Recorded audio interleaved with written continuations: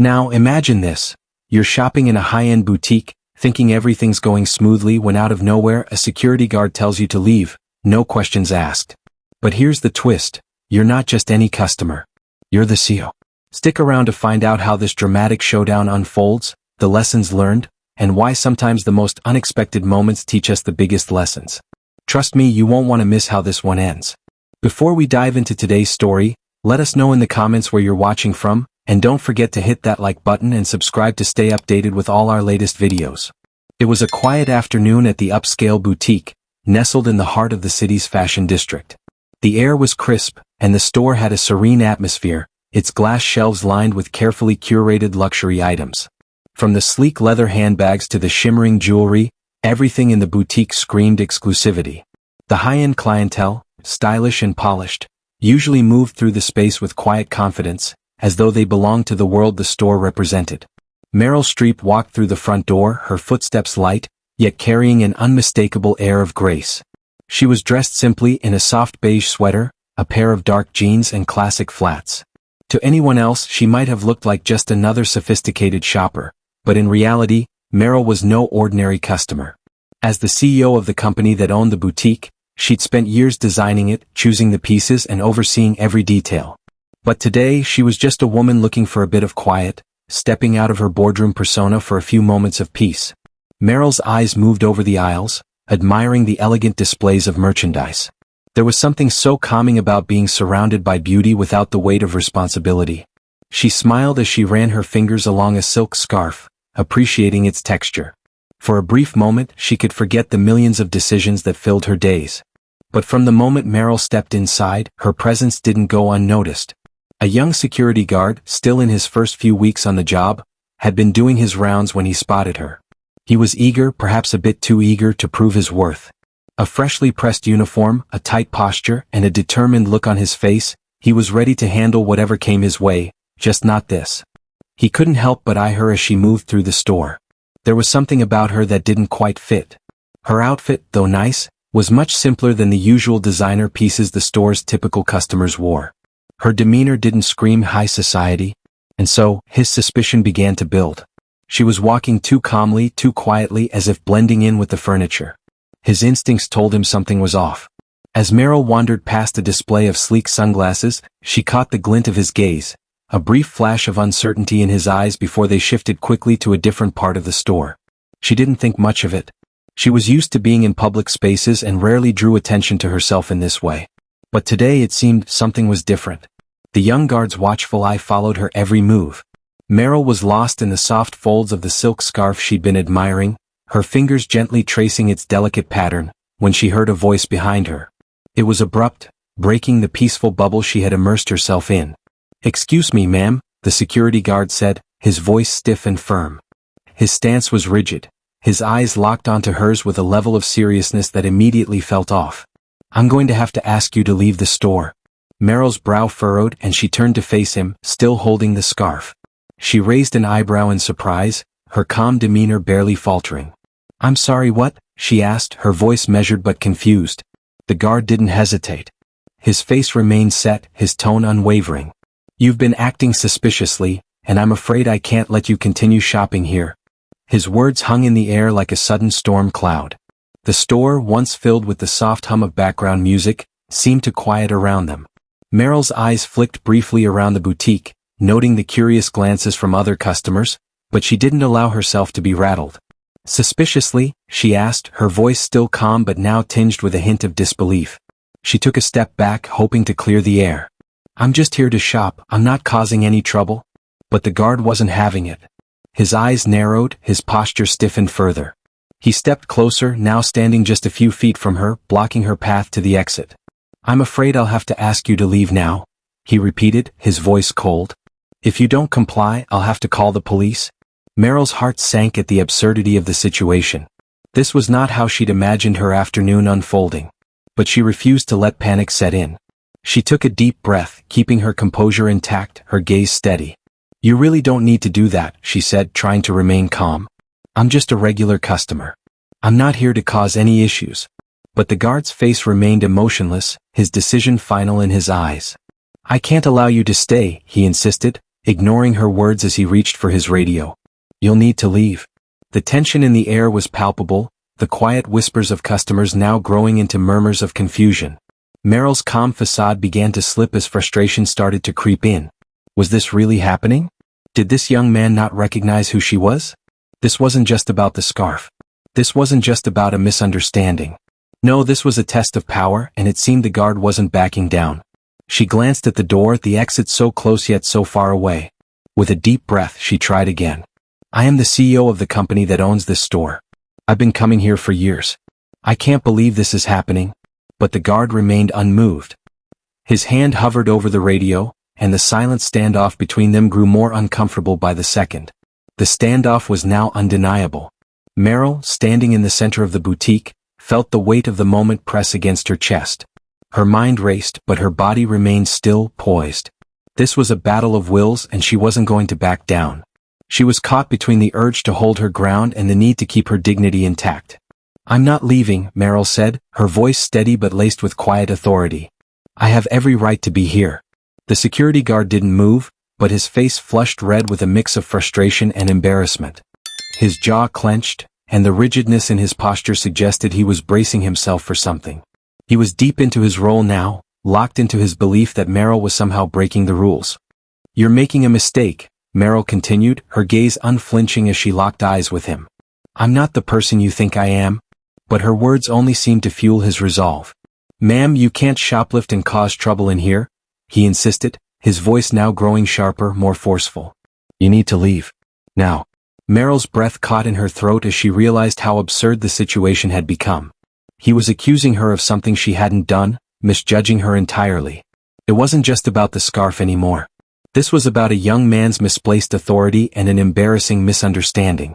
Around them, the murmurs from the other customers grew louder. Some stood frozen, unsure whether they should intervene or stay out of it.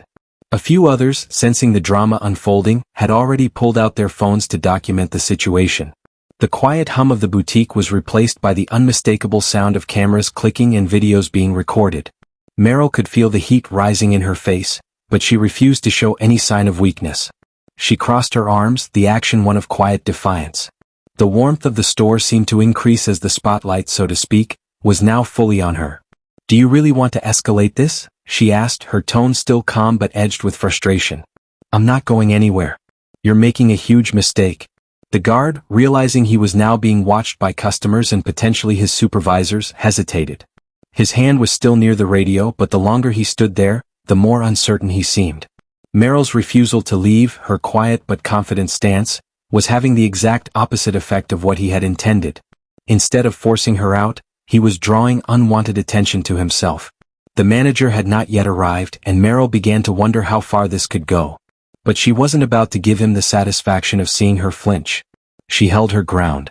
A tense silence followed as the two faced each other, her unyielding in her stance and him, trapped in the consequences of his own assumptions. Just as the tension in the boutique reached its boiling point, a figure hurried through the door. Alice, Meryl's assistant, was finally there. Her heels clicked sharply against the polished floor as she rushed to the scene, eyes scanning the situation. Her gaze landed on Meryl, standing with crossed arms, her expression unwavering. The security guard was standing just a few feet away, looking increasingly agitated. Alice's heart skipped a beat as she processed what was happening. "Hold on," Alice said, her voice firm but calm.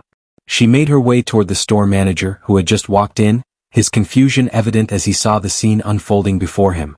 She tapped him lightly on the shoulder to get his attention. A few quick words were exchanged between them, and the manager's face turned from puzzlement to recognition. He turned towards the security guard, who was still holding his ground. "Wait a minute," the manager said, raising his voice just enough to command attention. "You need to stop right there."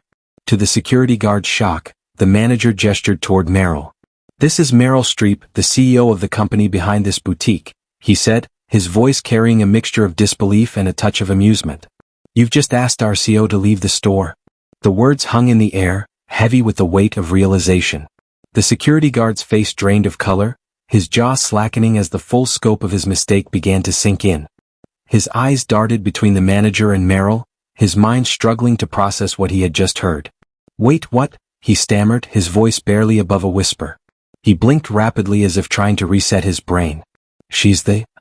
Yes, the manager confirmed, his voice now colder. You've just asked the CEO of the company to leave the store for no reason. The guard looked from the manager to Meryl, now visibly flustered, his face pale as the cashmere sweaters on display.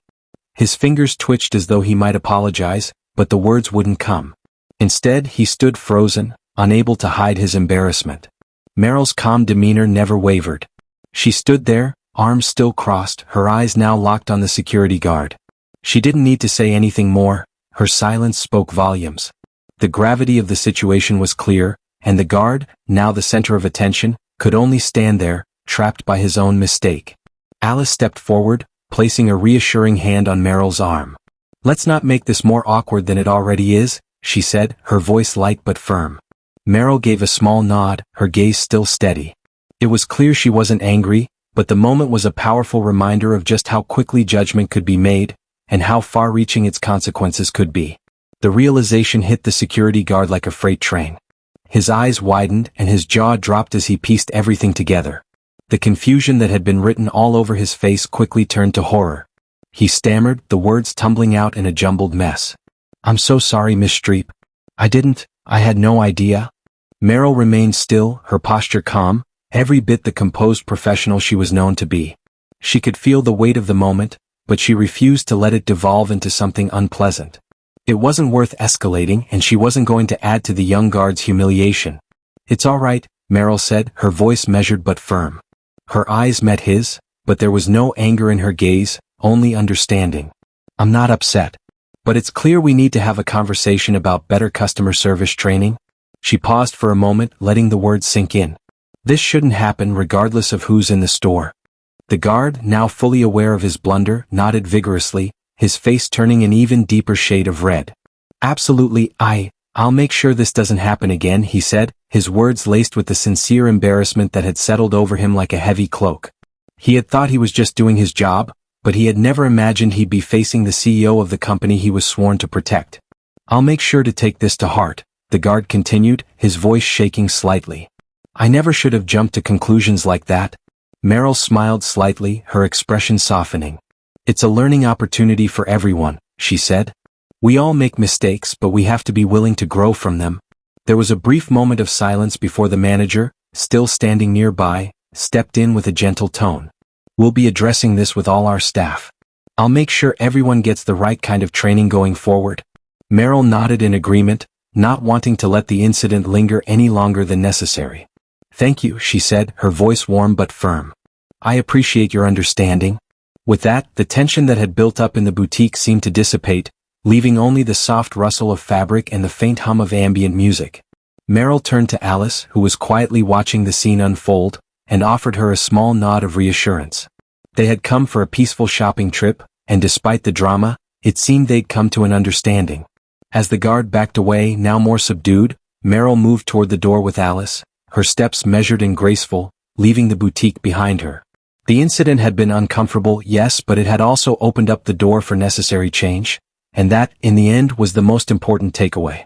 As Meryl made her way out of the store, her calm composure intact, Alice stayed behind, speaking with the store manager. They stood off to the side, out of earshot from the remaining customers, while the manager took in everything Alice had to say. I'm glad this was addressed, but we can't let this slip, Alice said, her voice firm but constructive. It's clear that this incident exposed some gaps in your staff training. We need to ensure this doesn't happen again, not just for our customers but for the brand as well. The manager, his face still slightly flushed from the earlier embarrassment, nodded earnestly. You're right. This was a wake-up call. We've been so focused on the glitz and glam that we forgot the basics, treating everyone with respect no matter who they are or what they look like. We're going to revise the entire customer service approach. I'm glad to hear that, Alice replied. It's not just about customer service, it's about creating a positive experience for everyone. We're in a position to set an example, not just for our customers but for other retailers as well. The manager, now more focused, promised that the store would begin a full review of their policies. They'd create new training materials and ensure that every employee from the floor staff to security understood the importance of inclusivity, empathy, and respecting every customer regardless of their status or appearance. Meanwhile, the security guard, still processing the magnitude of his mistake, stood off in the corner. His shoulders slumped as he replayed the events in his mind. He had been so quick to judge based on appearances, so sure of his assumptions, that he'd completely missed the truth. Now, standing there, it was clear to him. Respect couldn't be dictated by how someone dressed or how they appeared at first glance. It was about recognizing each person's humanity no matter what. The other employees in the store were quietly talking among themselves, some glancing toward the guard, who remained silent and lost in thought. He had learned a hard lesson, and the weight of that lesson was not something he could easily forget. In the back office, the store manager made a note in his calendar to schedule a training session for the entire team.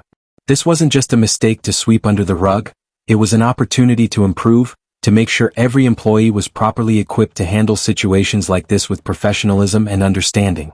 Back at the office, Meryl sat in a boardroom meeting, the day's events still fresh in her mind. The boardroom was filled with the usual hum of business talk, but today her thoughts were far from the numbers and strategies on the agenda. She had just returned from the boutique, and the incident was weighing heavily on her, both as a CEO and as a person. As the meeting progressed, Meryl shared the story with her leadership team, her voice calm but deliberate. She told them everything, the confrontation, the guard's mistake, the way it escalated, and the lesson that had followed. Today, something happened that I didn't expect, Meryl began, her eyes scanning the room. It was a mistake, but it also became an opportunity, a chance to reflect on how we, as a company, treat others, especially our customers. Her voice was steady, but there was a note of gravity that resonated with everyone in the room. No matter who you are or where you come from, respect is non-negotiable, Meryl continued. It doesn't matter if someone looks like a CEO or like they're just here to shop. They deserve the same level of respect. That is the standard we should be upholding at all levels of our organization. The room was quiet as her words sank in. This wasn't just a moment about customer service, it was about how they, as leaders, set the tone for their entire company. Respect wasn't just a business practice. It was a value, one that had to be evident in every interaction, no matter how small or seemingly insignificant. Sometimes, Meryl said, leaning forward slightly, the most unexpected moments are the ones that teach us the most important lessons. What happened today was a wake-up call, not just for the store but for all of us. It's easy to assume, easy to judge based on appearances, but true leadership is about seeing people for who they really are. She paused for a moment, letting the weight of her words settle in. This incident gave us an opportunity to rethink how we approach our customers, how we train our staff, and how we build our culture. It's an opportunity we can't afford to miss. The leadership team nodded in agreement, the message clear. The company was not just about selling products or offering services. It was about creating a culture of respect, inclusivity, and empathy, values that would drive their success both inside the company and in their relationship with the customers. As the meeting came to a close, Meryl's words lingered in the air, ringing with clarity and conviction.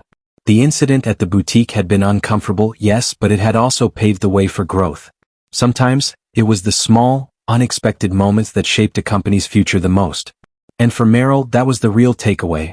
Leadership wasn't just about making decisions, it was about fostering an environment where respect and fairness were always at the forefront. That, she knew, was the foundation of true success.